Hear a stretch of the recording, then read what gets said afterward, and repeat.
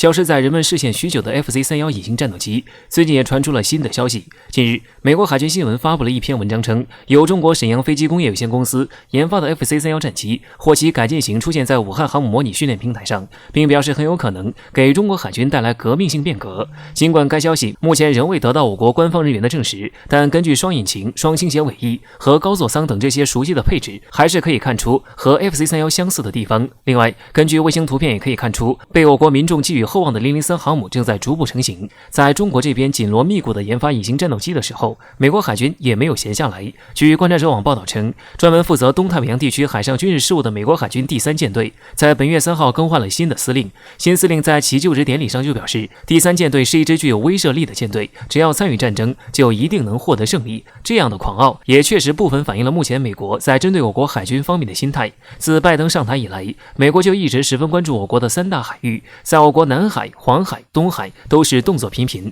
上个月每天都至少会有一个侦察架次向我国南海展开侦察活动。就外媒统计，美国5月一整月就向中国附近开展了至少72架次的侦察活动，数字的确说得上是令人惊讶。除了侦察活动，美国的航母也没闲着。5月的时候，就和日本在东海附近开展了军事演习。后来，美国因为要派一艘航母去阿富汗协助当地美军处理后续撤兵事宜，导致亚洲区域出现航母真空期。为了解决这一真空期，美国还用滨海战斗舰来进行所谓的替换。正所谓大船不够，小船凑，美国这是生怕自己不能在亚太地区有军事优势。中国的 FC-31隐形战斗机和003型航母其实针对的就是美国。大家都知道，在第5代隐身战斗机这个需要投入大量资金和高科技人才的赛道，只有3个国家，这3个国家分别是中国、美国和俄罗斯。在第5代隐身战斗机的研发上面，中国更是一口气上马了2项项目，一个是大名鼎鼎的歼20隐身战斗机，另一个就是最近传出新消息的 FC-31隐形战斗机。虽然 FC-31隐形战斗机的定位是中型机，不过也正因如此，性价比要高很多，大面积运用在航母上也不需要心疼。而我国的003型航母和辽宁舰、山东舰完全不同，对标的是美国的福特级航母，排水量预估在8万吨到10万吨，而且很有可能采用斜角弹射起飞布局，将战斗力跃升至一个新的级别。美国一直叫嚣要重返亚太，试图把中国封锁在第一岛链，限制中国的海军和空军的发展。但是随着中国国力的强大，军事实力的不断提高，各种新武器的亮相，美国海军的优势也会在中国的努力下逐渐缩小，甚至被中国赶超。中国的海域最终还是要中国人做主。美国敢放肆说若战必胜的好日子也快到头了。近些年来，随着中国的快速复兴，美国表现出来的焦虑也越来越明显了。为了掩饰这一点，美国开始极力拉拢盟友，一起来遏制中国的发展。他们不仅在军事上对中国进行围堵，还从外交政治上利用所谓的人权问题对中国内政指手画脚。但是这些行为并没有让中国的发展停滞不前，反而使更多的中国人清醒了过来，让他们放弃幻想，做好了与美国以及西方国家进行斗争的准备。在此背景下，美国也准备对华发起全面进攻，除了在军事、政治、经济等方面对中国施压以外，他们还打算在科技领域与中国展开对抗。据美媒近日报道称，美国参议院在6月8号以68票赞成、32票反对的结果，通过了一项美国创新与竞争法案。该法案计划投资2500亿美元来应对中国所谓的科技威胁，而且其涵盖的领域非常广泛，包括了航天、芯片、5G、人工智能和医学研究等诸多议题。由此可见，美国这回是想下血本，在多个领域跟中国展开对抗，企图对华发起全面进攻。针对这一情况，有分析人士指出，美国这么做的目的其实就是为了维护其世界霸主的地位，因为在许多美国人的认知里，他们承受不起落后的代价，也不能接受霸主地位不保的现实，所以霸权主义就是他们最后的底线。为了守住这个底线，他们可以不惜一切手段来压制中国，包括进行巨额投资，甚至是发起战争。因此，我们经常可以看到，美国军方或者其他职能单位总是会打着应对中国威胁的幌子向国会要钱。其实，这也从侧面反映出了如今中国综合国力的强大。不然，美国怎么会一直在应对中国问题方面加大投资力度呢？然而，仅凭资金投入是远远不能够战胜中国的。因为从以往中美交锋的经历来看，美国每一次对中国发起的进攻都是有备而来，但是最后都被中国赢得了主动权。对此，罗源将军就表示，美国企图用制裁和打压来遏制中国的发展，那是大错特错的。事实证明，美国每一次的对华封锁都让中国越挫越勇，所以在中国不断崛起的过程中，美国或许也扮演着极其重要的角色，那就是给中国当陪练。在美国的不断锤炼下，中国崛起的质量才会越来越高。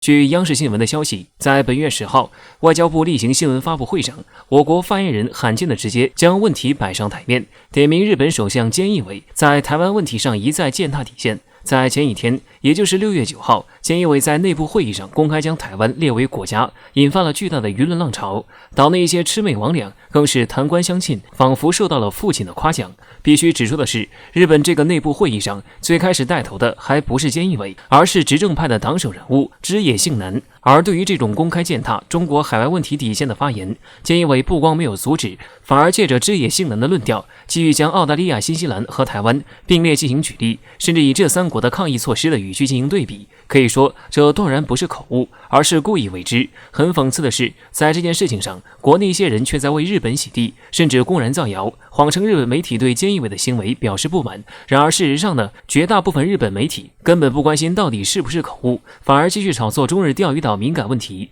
唯一有类似意思的，只有日本的产经新闻在报道中指出了菅义伟在这件事情上的态度存在问题。日本在官方是坚持一个中国原则，因此不能将其称为国家，这就是典型的洗地行为，以一家媒体的行为去掩盖日本对华持有严重恶意的事实。这种洗地行为似乎也和西方媒体的一贯风格十分类似，修改真相。比如英国 BBC 此前就恶意攻击中国防疫措施，原本我国疫苗接种量突破7亿，成为全球首屈一指的国家，结果 BBC 却用因担忧心态加剧，有数亿人没有接种，在传播感官上扭曲中国快速实现大范围疫苗接种工作的事实。值得一提的是，或许也是基于当前国际形势的紧张关系和日本的公开践踏底线，我国在当天通过了此前备受外界关注的反外国制裁法。而很有意思的一点也在于，除开当天会议通过的法案外，官方未对此事进行额外的表述。这一点其实也说明很多东西，经常关注我国新闻的应当清楚，我国相关消息的表述上往往会保持一个自少事大的原则，透露的消息越少，往往事情的严重性也就越高。而此次反外国制裁法的通过，也被不少外界认为这是中国的战略反击即将到来。据新华网的消息称，美国众议院的军事、外交以及情报委员会的众多成员现已经联名给拜登写信，要求他立即采取行动阻止中国发展核武器。他们认为，到了2030年，中国的核弹头将达到1000枚，到那时中国将实现与美国核平衡。因此，美国高层人士对此感到紧张，所以联名恳请拜登立即采取措施，以便使中国参与军控谈判。事实上，美国人也不是什么第一次想插手干预中国对核武库的建设了。就在上个月，美国情报机构还毫无根据地宣称，未来中国的核武库至少要增加1倍，并声称中国是美国最大的威胁。结果现在又改口成1000枚了。毫不夸张地说，自中国拥有第1枚氢弹以来，美国人就一直在渲染中国核威胁，并试图强迫中国参加美俄核裁军谈判。但任谁都知道，让中国把核武库缩减，这无异于让中国自己打自己。对于这样的无理要求，怎么可能会有人答应？从近段时间美国政坛的表现来看，在美国政坛中没有什么比中国威胁更吃香的借口了。五角大楼现在动不动就大肆宣传中国力量，以迫使国会拿出更多的资金来发展美国的军事力量。即使不涉及实际问题，五角大楼甚至可以凭空捏造。就比方这次的借口，美国要阻止中国发展，只因中国仅需10年就将把核武库扩充至1000枚。虽然这种言论毫无根据可言，但这一招已经被多次证明是十分有效的。对于如此厚颜无耻的美国人，中国著名的军事专家杜文龙认为，在斯德哥尔摩的和平研究所最新的预测中，俄罗斯拥有大约6375枚核弹头，美国5800枚，而中国连这2个国家的零头都够不上。美国有世界数1数2的核武库，竟然还想要求阻止中国发展自身的核力量，这着实让人笑掉大牙。无论中国未来10年内会不会将核武库扩充至1000枚，美国都没有任何的权利阻止。